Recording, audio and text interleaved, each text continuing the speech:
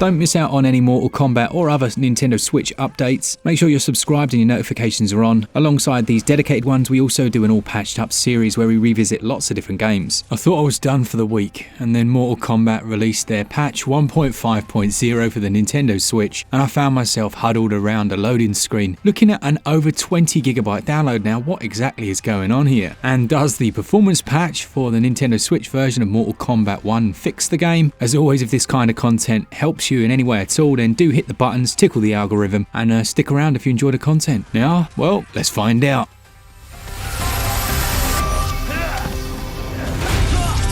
So let's start with that download. I initially thought this was something I'd done wrong, but when you click to update, you'll see that we've been treated with a nice, chunky, hour-and-a-half long wait on most Nintendo Switch consoles, even with the best Wi-Fi. The update's absolutely huge, 27.4 gigs on my system, and then as that sits congealing in your storage, you'll notice that it grows slightly to a total size of over 30 gigs. I think it's around 33. Now, I don't mind that. I'm quite happy to sit around for an hour or so, because you have to imagine that version 1.5 or 1.05, whatever it is going to have some significant improvements. Weirdly, I think my biggest issue with the game actually comes down to the load screens and the menus. I mentioned this in my performance review right back at the start, so it's one of the first areas I think we should look at. The 3D models of characters still seem to take an incredible amount of time to load. You're looking at around 4 to 10 seconds before their image will become apparent on the screen, and weirdly it seems to be random depending on which character you choose. Now, I don't know if there's just zero memory buffer or just nothing left over for the system to at least cache some of the models that you're more likely to select, like those nearest to the one you've currently got selected. But no, it doesn't matter who you choose, the same 4 to 10 second load time remains as it did before.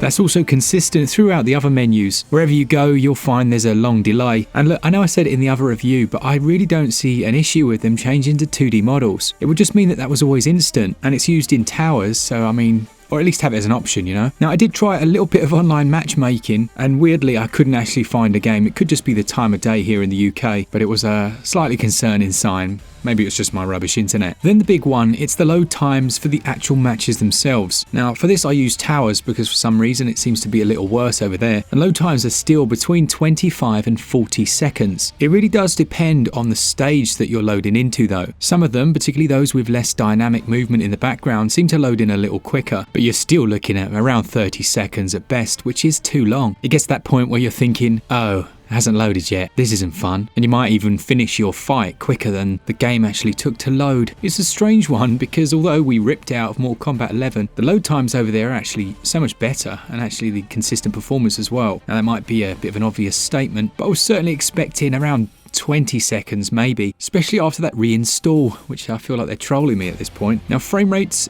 I've seen a lot of talk about them being more consistent than they were before. Honestly, that hasn't been my experience. Maybe very minor. You're still looking at 60 frames per second, but very frequent drops down to 30. Whereas previously I would see this in the special moves that I performed, the ones where another player comes on screen, or you do a brutality move. I've actually seen it a lot more. Maybe I'm just looking more carefully. It's not to say it's unplayable, it never has been. But as for the frame rates, well, things aren't looking too chipper, that's for sure. Now, another big issue, which I've previously mentioned, are the stages themselves. They have quite a lot going on in the backgrounds, and on other platforms they're some of the best looking things in fighting games, at least, that I've seen in a long time. But I think that might be one of the most prohibiting factors for performance on the Switch version. I don't know what they can do there. There's actually a chance that they have reduced the level of detail in a stage. I noticed the carpet on the floor in the house disappeared right when I was on top of it. I think that's probably meant to happen when you're off the edge of the screen. Imagine if the options menu had a low quality backgrounds mode that you could toggle, and it set the game to 60 FPS all the time. I think most people would just go for it, to be honest. You're spending your time looking at the characters, and if a slightly more static background is one way to achieve that, then it might be something worth considering. I have seen numerous reports as well on Reddit of people saying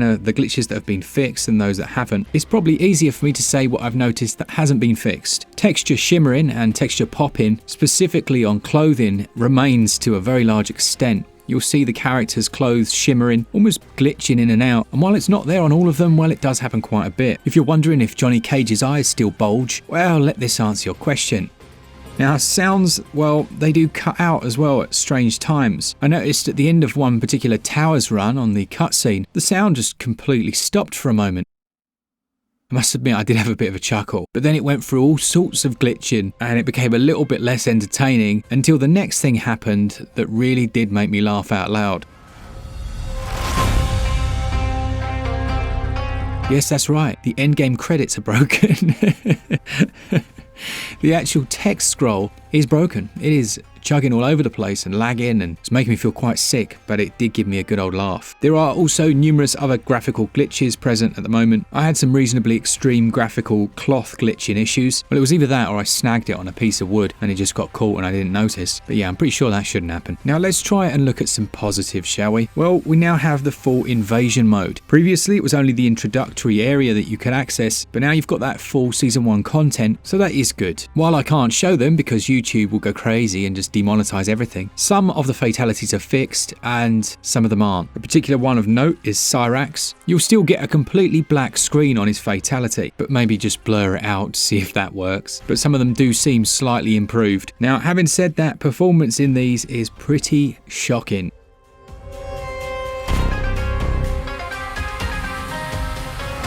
I measured the frame rates during most of those fatalities at between 20 and 25 frames per second. It really can be quite choppy. Now I do think it's important for us to genuinely look side by side at the original release and this one, because sometimes the placebo effect is real. You can look at something and think, yeah, that's definitely better. And then when you see them side by side, you're like, no, that's not the case at all. Or you might be surprised and actually it does look significantly sharper. So let's find out.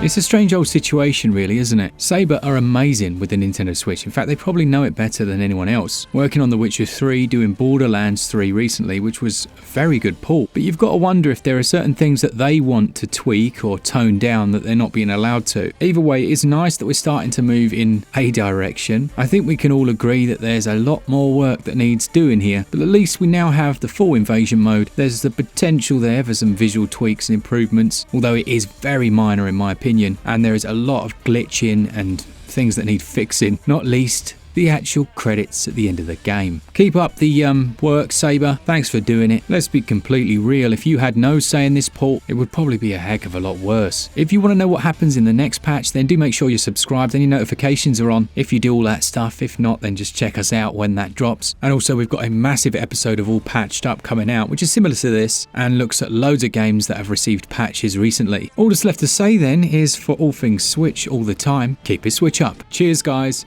See ya!